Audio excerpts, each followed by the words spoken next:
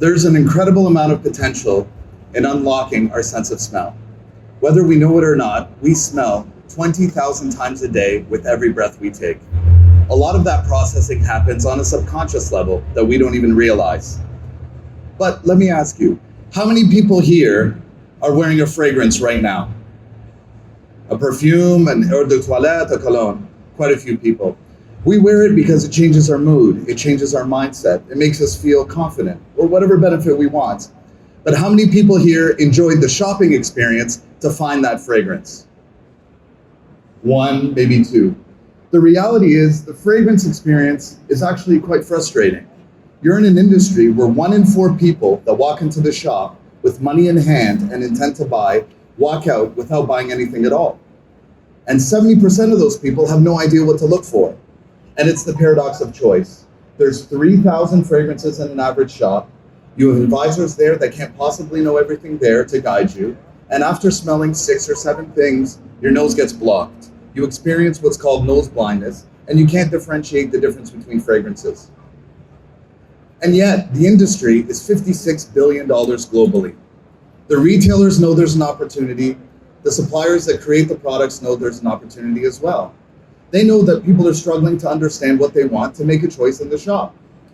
So we started to ask ourselves, what are they missing? And the answer is data and tools to understand their consumers better. There's a biological issue that keeps people from being able to express their sense of smell. The human brain has 2 components. The first that we're going to discuss is the olfactory cortex. This is where we process our sense of smell, and it's closely linked to memory and it's closely linked to emotion, which is why when you smell something, you can say, it reminds me of growing up, or it reminds me of my mother, for example, or an old lover. The Broca's region that processes verbal processing is not linked. It's a very weak connection in the mind, which is why if I was to ask you what fragrance you wear and what ingredients are inside it, you could not tell me with accuracy. So who's able to bridge this gap? Well, there is people, and they're known as master perfumers. These master perfumers spend years understanding scent and the words that associate with those scents and ingredients. And the reality is there's less master perfumers on the planet than there is astronauts. So we asked ourselves, what if we could digitize a master perfumer process? What would that lead to? So we created a supervised machine learning algorithm that understands the universe of fragrance, 50,000 fragrance and 6,000 different molecules using the process of a master perfumer.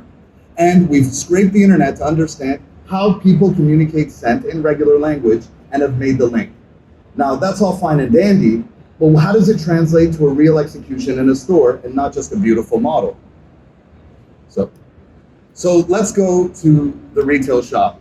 You walk into a retail shop, the same one we got frustrated with, and you're greeted with a salesperson, but this time they're armed with an app. And in the app, they answer a few simple questions that you can understand in layman's terms. And in that, the app makes one recommendation. You smell that fragrance in the shop and you rate it. The app understands your preferences and makes another recommendation. And after only 5 fragrances smelled, we have a 92% accuracy rate of finding something that you're going to love and potentially buy. But the power of that experience doesn't end there, because for the retailer and for the supplier, you've unlocked data. You've finally been able to bridge the gap. For the first time ever for them, they can understand their consumers. They're able to see what people actually like. What are their preferences? And we can dig in that data to understand regional preferences, female preferences. It'll improve direct marketing to these consumers. It'll improve customer CRM programs, and it'll help the suppliers produce better products that are better tailored with a higher rate of success for the people that they produce for. But the extension of that data can extend to basically anything related to the sense of smell that has scent inside it. So any product like shampoo, deodorants, detergents, things like that have scent inside can be better catered to their consumers by understanding the data of what the brand wants or the product is intended for and who the audience they're trying to speak to.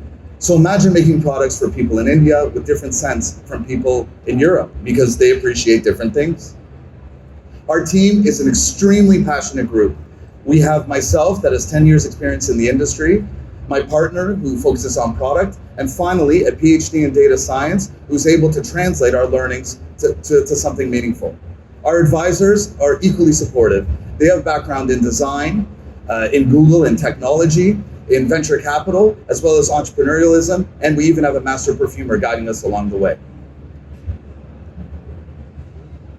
The way our business I'm going to give you 10 more seconds. Sure. The way our business model is structured is software as a service. So our goal is to charge retailers for it and then charge them for the analytics as well, and to all the other industries that are developing products. And finally, a last thought. Imagine there's a new study called aromacology, which understands the psychological impact of fragrances.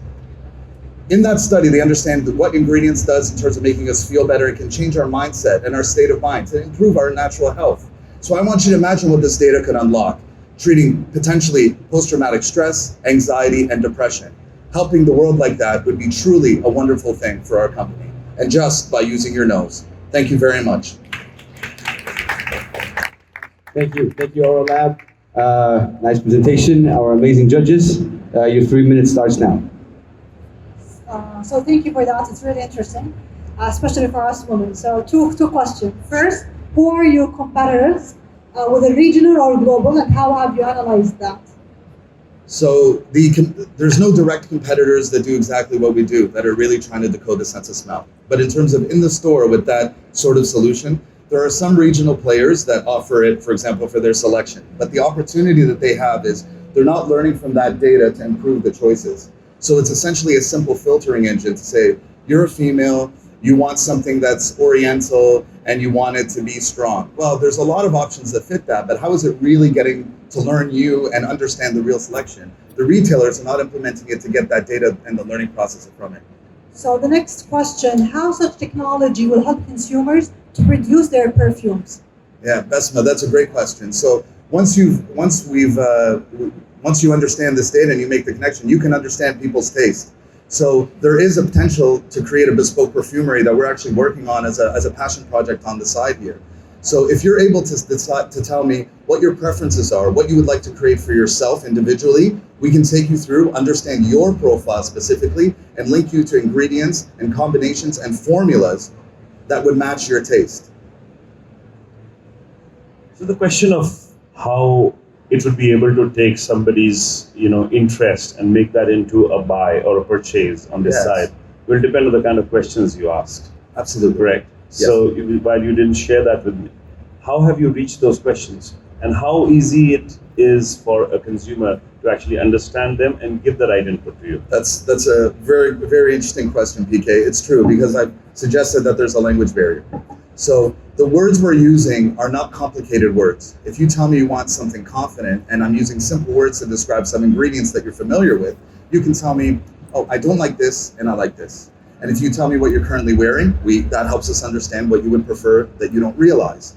And when you say things like, I want to feel more seductive, because you look like the kind of guy that might want to be more seductive, or you say, I want to feel more confident, or I want to seem more mysterious. All of those words are essentially linked through NLP to the ingredients where we can make those choices on your behalf. So the questions we ask are actually quite simple, because as soon as they're complicated in our testing, the response from people taking it is very, very negative. So we have to make it as simple as possible, but meaningful enough to make the deep connections that we need to match something they like.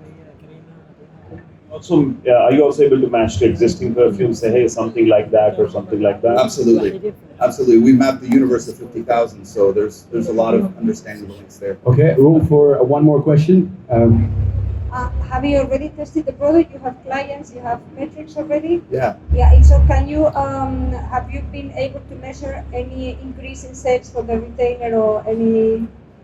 So to answer your question first, we have 3 committed independent retailers that we're launching with. We've already made the second version for them to improve the experience, as you said, to make it a little bit easier to connect to their customers. And we're just now starting to collect that data. In terms of the progress of the algorithm, the 92% match rate that we have, the accuracy, has gone from 65%. And as we've been testing more and more, we've gotten it now to 92%. Perfect. Make it short answer. Sure. Yeah, actually more of a comment. So everything you said would point to more of a user sort of driven product, right? 9 out of 10 times I would say sell to the enterprise, sell to the retailers. Here, have you considered selling to the user, having a user app, because the application is so broad, from food products to tea, coffee, all of those can be, this application can be used. So for users to actually have a consumer app that they can develop, have you considered that option? If we're able to create a feedback loop through that to get meaningful data, then yes, it is possible to do that. Yes. Amazing. Thank you.